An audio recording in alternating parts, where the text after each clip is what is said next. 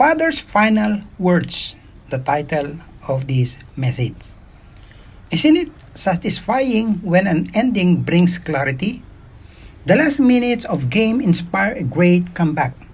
The final scenes of a movie explain the plot twists. In the same way, the last days of life can provide a sense of purpose and reflection.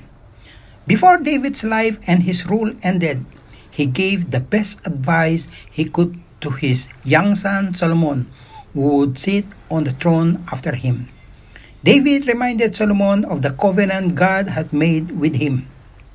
There, God promised David an heir to the throne and said that the success of his descendant would depend upon his obedience to God's commandment. David had followed God wholeheartedly, but certainly not perfectly. Mindful of his own life story, he exhorted Solomon to be strong.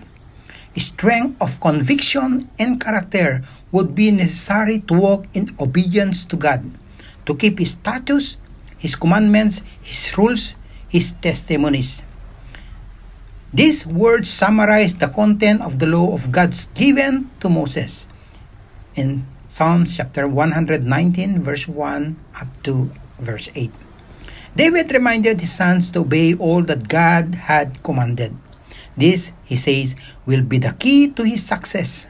Of course, obedience does not guarantee prosperity or a life of ease. Even when David obeyed, he had faces tremendous difficulty.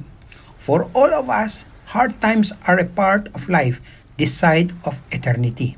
Rather, the success of David held out to Solomon, that Christ holds out to us, is a fellowship with God that sustains us through these difficulties.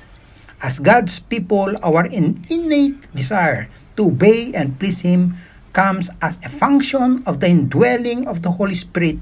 We strive to obey God because of our relationship with Him. Which of us does not want to hear, "Well done, good and faithful servant"? Just as Solomon needed God to sustain him through the challenges of leading Israel, we need Him to sustain us in the challenges we face. How do we maintain close relationship with God? By obeying His commands. God bless you.